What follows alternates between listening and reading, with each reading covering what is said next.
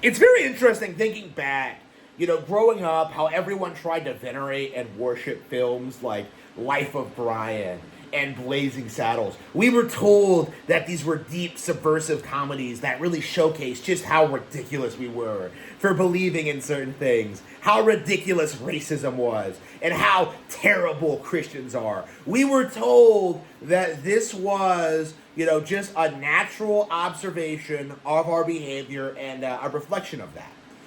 That was like the narrative. And anybody who spoke out against it, whether you were like concerned about the portrayal of Christians in Life of Brian or the portrayal of whites in Blazing Saddles, oh man, you're just a bigot, man. You just can't see what everyone else can see.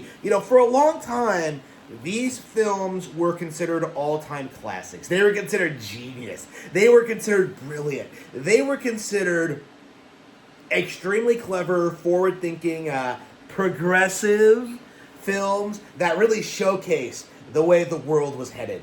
And now today, people know they're slop. Okay, I've been coming out here for a long time talking about how Blazing Saddles is actually one of the most woke movies I've ever seen. Way more woke than anything made today, honestly. And how it's just like this pretty clear attempt at trying to like race bait audiences and trying to make like, the idea of racism look ridiculous. Life of Brian I have not seen, but I know very, very well, what I would get if I were to see it. Okay.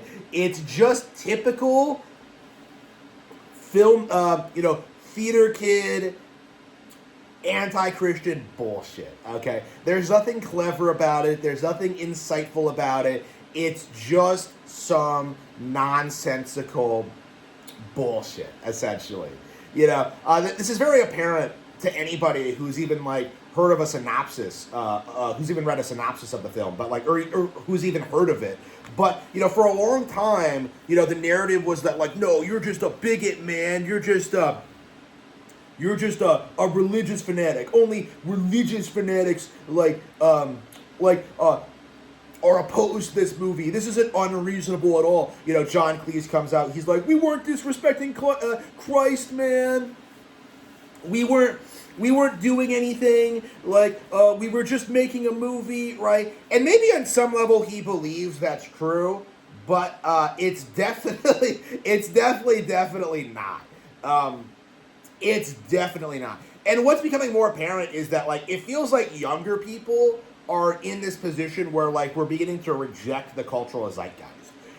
Like, Life of Brian had this, like, very, very particular kind of media blitz campaign to try and make, like, its critics look ridiculous. Like, oh, yeah, you're just crazy, bro.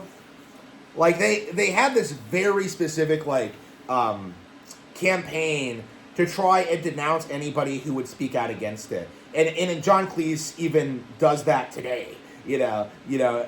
And what's happening more and more is that it feels like people are starting to pick up on the patterns and the behavior. Because this is no different than what happens today with like woke audiences. Like, this is the thing about Life of Brian, is that it was the worst they could get away with at the time. People look at something like this and like that, and they're just like, oh, it's so milquetoast and it's so mild compared to what we get today. Like, that's the best they could do at the time, right? The idea behind it was to push the envelope a little bit, standardize it as the culture, and then like make more extreme products later, right? That was the intention behind Life of Brian. That was the mindset behind the creators. That was what they were trying to do. Why it was pushed as a classic so hard was to specifically make Christians look ridiculous. That was the intention behind Life of Brian, from like a subversive standpoint. So what we're seeing now, like now that people are more well aware of like how the Marxists use media to like manipulate the masses, people who are more into this kind of thing, look at Life of Brian and they're just like, yeah, this was woke subversive bullshit, and like you don't even have to see the movie to see that, with how Cleese's reputation online and all that. It's not even like something you really have to like think about all that much. It's just like, yeah, it's woke subversive nonsense. And like Cleese is seething online about this, but that's the reality of it. is that like all the Hollywood like legends, all like these 80-year-old fucks, these decrepit, like unfunny, just boring ass like old men. They spent their entire careers building up this mythology, this idea that like, oh yeah, we're Monty Python. We're classically trained comedians. Oh, we produce the greatest comedies ever. Like, we're reaching the point where, like, younger people don't even know who they are. And if they look into it, they realize very quickly that, like, yeah, first of all, these guys aren't funny. First of all. And second of all, they notice, like, the weird political, like, undermining of culture and society. The demonization of white people. The attack on Christianity, the attack on British culture. John Cleese is very much responsible for the decline of the UK and for everything that's happened over the past 50 years. And that was very much not the narrative at the time. Anybody who spoke out about the Beatles being communists were just kind of like demonized by the media. But like these views are becoming more and more common. And I think a reason for it is that like their brand of countercultural nonsense just isn't cool anymore. People have seen what their nonsense results in, and that's led to like a natural organic backlash to everything these people stand for. The entire narrative that Life of Brian was like this very critical, like, look at Christianity and Christian behavior falls apart by simply looking at, like, what the creators say on Twitter. Like, nobody in 2025 would think, like, that movie is anything other than, like, woke subversive slop. And that's becoming more and more, like, obvious all the time. And I think that's becoming very apparent to younger people, just like the importance of Christianity for Western culture, its significance, its history, everything that, like, Life of Brian has tried very, very hard to fight against. It's just all falling apart. Like, this is the reality of, like, the Marxist worldview, is that it was entirely propped up by, like, propaganda that didn't have any real opposition at the time. And the instant that, like, it gets even a little bit of serious pushback that they aren't prepared for, it instantly falls apart. Like, this movie is, like, several decades old now. Most younger people probably have never seen it. And, like, it just doesn't have any real power or influence. Like I've been saying this for a while, since, like, 2020, I think.